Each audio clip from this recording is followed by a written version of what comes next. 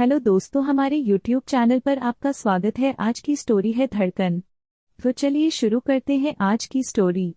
गर्मी की एक भरी दोपहर थी। सूरज की तपिश से सड़क पर हरियाली झुलस गई थी। उस छोटे से गांव के बीचों बीच स्थित पुस्तकालय के बाहर विशाल पेड़ के नीचे सिद्धार्थ और तनु बैठे थे। दोनों की मुलाकात एक मासूम सी बचकानी बहस से शुरू हुई थी। तुम्हें यह किताब पसंद नहीं आएगी? सिद्धार्थ ने पुस्तक को उसकी ओर बढ़ाते हुए कहा। क्यों नहीं आएगी? तुम्हारे विचार कितने पुराने हैं, तनु ने उसे किताब वापस देते हुए कहा। धीरे धीरे दोनों की बातें बढ़ती गईं। सिद्धार्थ, जो पढ़ाई में अच्छा था, और तनु, जो कला में गहरी रुचि रखती थी, उनकी दोस्ती ने आकार लिया। उनके बीच की बातें धीरे धीरे गहरी होती गई, लेकिन एक दिन अचानक वह किताब, जो उन्होंने पहली बार साझा की थी, उनके जीवन में एक नई कहानी का कारण बनी। सिद्धार्थ ने अपनी पढ़ाई के लिए शहर जाने का फैसला किया, जबकि तनु अपने कला संग्रहालय में नई चीजें सीखने के लिए रुकी रही। सालों बाद जब सिद्धार्थ लौटा तो उसने देखा कि तनु बदल चुकी है। उसकी मासूमियत कहीं खो गई थी। उसकी आंखों में अब कुछ अजीब सी गहराई थी। तनु, क्या हुआ? सिद्धार्थ ने उस दिन उससे पूछा। कुछ नहीं, बस कुछ चीजें जो समझ नहीं आ रही हैं, तनु ने उसे टालते हुए कहा। कुछ दिन बाद तनु ने उसे अपनी एक डायरी दिखाई। सिद्धार्थ ने देखा कि उसने अजीबोगरीब बातें लिखी थी, जैसे किसी के दिल की गहराई से उठती धड़कनें। उन पन्नों में कई जगहों के नाम और तारीखें दर्ज थीं। यह डायरी तुम्हारे दिल की आवाज है? सिद्धार्थ ने पूछा। मुझे नहीं पता, बस ऐसे ही, तनु ने जवाब दिया।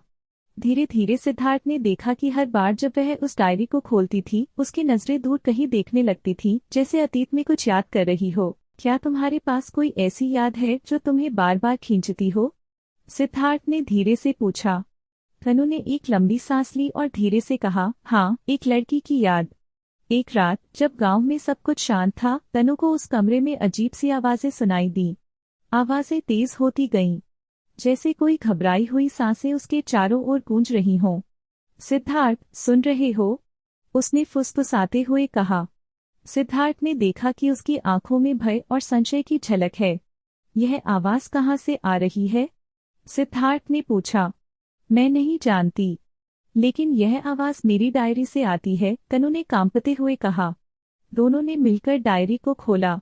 पन्नों पर वही अजीब शब्द थे, धड़कन धड़कन। क्या यह सिर्फ शब्द है या कोई चेतावनी? सिद्धार्थ ने कहा। अचानक डायरी के पन्नों पर एक पुरानी तस्वीर दिखाई दी, वह लड़की जिसकी तनु ने बात की थी। तस्वीर में वह लड़की अजीब सी स्थिति में थी, जैसे किसी अज्ञात स्थान पर। यह तस्वीर? सिद्धार्थ ने पूछा। यह लड़की? मैं उसे नहीं जानती, लेकिन उसके बारे में कुछ ऐसा महसूस होता है जैसे मैं उसकी जान पहचान रखती हूँ, तनु ने जवाब दिया। एक दिन सिद्धार्थ और तनु ने उस स्थान की तलाश करने का फैसला किया जो डायरी में बार बार लिखा हुआ था। वह जगह एक पहाड़ी के ऊपर थी, जो दूर दूर तक फैली हुई थी। जब वे उस जगह पहुंचे तो उन्हें एक पुरानी इमारत दिखी। खंडहर हो चुके उस घर के अंदर वे घुस गए। यहाँ तो कुछ भी नहीं है, सिद्धार्थ ने कहा। लेकिन तनु वहीं खड़ी थी, उसकी आंखों में एक अजीब सी चमक थी। इस कमरे में जरूर कुछ है, उसने धीरे से कहा और धीरे धीरे अंदर बढ़ी।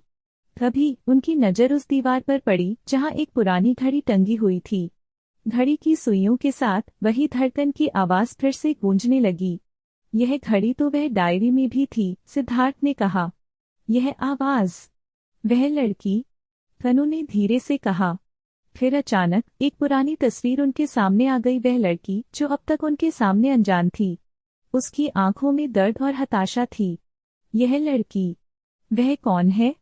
सिद्धार्थ ने पूछा। मुझे नहीं पता, लेकिन यह तस्वीर क्यों बार बार सामने आ रही है? तनु ने कहा। तभी एक हवा का झोंका आया और घड़ी की सुइयों ने अचानक धीमी गति से चलना शुरू कर दिया। धक धक धक धक। वह लड़की की आत्मा की आवाज थी जो बार बार गूंज रही थी। सिद्धार्थ और तनु को एहसास हुआ कि इस घड़ी में कुछ और है, एक अनसुलझा रहस्य।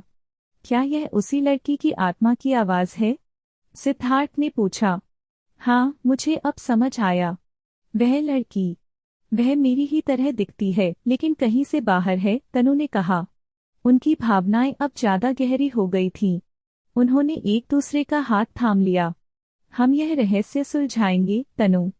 हमें उसके साथ मिलकर चलना होगा, सिद्धार्थ ने कहा। लेकिन कैसे? यह आवाज, यह तस्वीरें, तनु ने कहा। धीरे धीरे उनकी आशंका और डर कहीं खो गए। वे उस लड़की की आत्मा को ढूंढने के लिए तैयार थे। उन्हें विश्वास हो गया था कि उनका मिलन केवल संयोग नहीं था, कुछ अज्ञात शक्तियां उन्हें एक साथ जोड़ रही थीं। हम धड़कनों को समझने के लिए साथ चलेंगे, सिद्धार्थ ने कहा। और रहस्यों को भी सुलझाएंगे, तनु ने कहा। उनकी प्रेम कहानी अब एक रहस्यमय यात्रा में बदल गई थी, जहां धड़कनें और आवाजें उन्हें एक अनजाने भविष्य की ओर ले जा रही थीं। उस रात जब सिद्धार्थ और तनु घर लौटे, वे दोनों अपने विचारों में खोए हुए थे।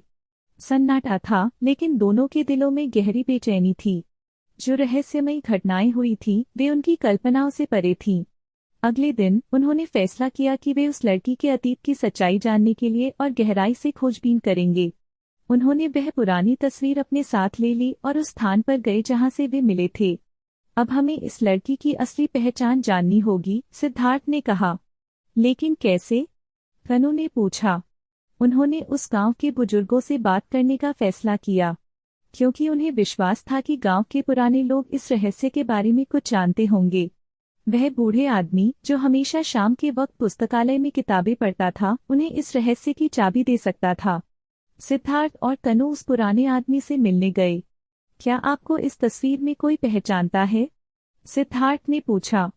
बूढ़े आदमी ने फोटो को गौर से देखा। उसके चेहरे पर चुप्पी छा गई। यह लड़की, उसे मैं जानता हूँ, बूढ़े आदमी ने धीरे से कहा। कौन है वह? तनु ने पूछा। उसका नाम रीता था। वह मेरी बचपन की दोस्त थी, लेकिन वह बहुत पहले चली गई, एक हादसे में। हादसा? सिद्धार्थ ने पूछा। हाँ, वर्षों पहले वह पहाड़ों पर खो गई थी।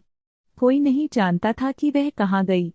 उसके बाद से उसकी कोई खबर नहीं मिली, लेकिन गांव में कई लोग कहते हैं कि वह कभी कभी इस जगह लौटती है। क्या मतलब? तनु ने पूछा। उनकी आत्मा की आवाजें, वह धड़कनें, बूढ़े आदमी ने कहा। उनका दिल इस घर में बंद गया है। उनकी आत्मा को शांति नहीं मिली। बूढ़े आदमी ने उनके सवालों का जवाब देते हुए कहा, शायद यह सिर्फ एक हादसा नहीं था। कोई गहरा रहस्य है जो आज भी उस लड़की को खोजता है। भाग 7, उस आत्मा का सपना। बूढ़े आदमी की बातों ने सिद्धार्थ और तनु के दिल में एक अनकही जिज्ञासा भर दी। उन्होंने निर्णय लिया कि वे उसी स्थान पर जाएंगे जहां रीता की खोज में उसका आखिरी निशान था। जब वे उस पहाड़ी पर पहुंचे तो वहां का दृश्य कुछ अजीब था। चारों ओर घना जंगल था और हवा में एक ठंडी सी गंध थी। अचानक धड़कनों की आवाज एक बार फिर सुनाई दी। धक धक, धक धक। यह आवाज यहाँ से आ रही है, सिद्धार्थ ने कहा। रीता, तनु ने धीरे से कहा। धीरे धीरे वे दोनों उस जगह की ओर बढ़े जहां वह आखिरी बार देखी गई थी। रास्ते में कई पुरानी इमारतों के खंडहर बिखरे पड़े थे जो वर्षों से वीरान और खाली पड़े थे। यह घर तो बिल्कुल वैसा ही है जैसा डायरी में था, सिद्धार्थ ने कहा। हाँ बिल्कुल, तनु ने उत्तर दिया। सिद्धार्थ और तनु ने उस घर में प्रवेश किया। अंदर हर जगह वही अंधेरा और सन्नाटा था। उन्होंने उस कमरे में कदम रखा जहां पहले तस्वीर मिली थी। वहां दीवारों पर अब भी वही रहस्यमयी धड़कन गूंज रही थी। सिद्धार्थ ने देखा, घड़ी अब भी वहीं टंगी हुई थी, लेकिन इस बार उसकी सुइयां धीमी गति से घूम रही थीं। अब क्या होगा? तनु ने डरते हुए पूछा।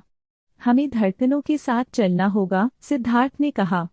अचानक उन्हें वही आवाज सुनाई दी, रीता की आवाज। सिद्धार्थ, तनु, यह आवाज? तनु ने कहा। यह वही है, वही जो हम डायरी में सुन चुके हैं, सिद्धार्थ ने जवाब दिया। धीरे धीरे कमरे में एक रोशनी फैली। उस अंधेरे में से रीता की आकृति उभरी। उसकी आंखों में दर्द था, लेकिन साथ ही एक गहरी शांति भी। तुम दोनों, रीता ने धीरे से कहा, तुम्हें मेरी मदद करनी होगी। भाग 8, उनका साथ और सच्चाई। रीता, तुम कहाँ हो? सिद्धार्थ ने पूछा। मैं यही हूँ, लेकिन यह मेरा असली स्थान नहीं है।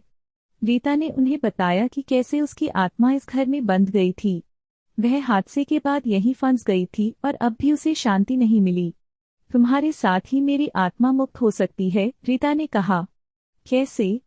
तनु ने पूछा। घड़ी को बंद कर दो ताकि मेरी धड़कनें फिर से शुरू हो सकें, रीता ने कहा। लेकिन अगर हम ऐसा करते हैं तो तुम्हें भी इस दुनिया से दूर होना पड़ेगा, सिद्धार्थ ने कहा। मैं लंबे समय से इस दुनिया में नहीं हूँ, सिद्धार्थ।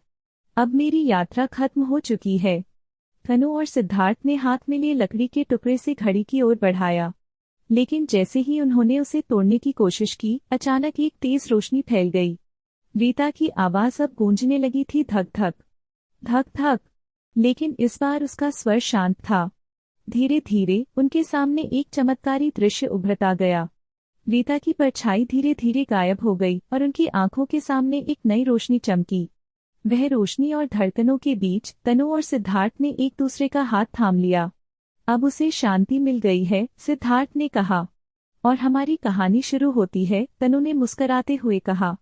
उनकी प्रेम कहानी अब नई धड़कनों के साथ नई शुरुआत के लिए तैयार थी, जहां रहस्य और प्रेम साथ साथ चलते थे। तो दोस्तों, आपको आज की हमारी यह कहानी कैसी लगी? अपनी राय हमें कमेंट बॉक्स में जरूर दीजिए।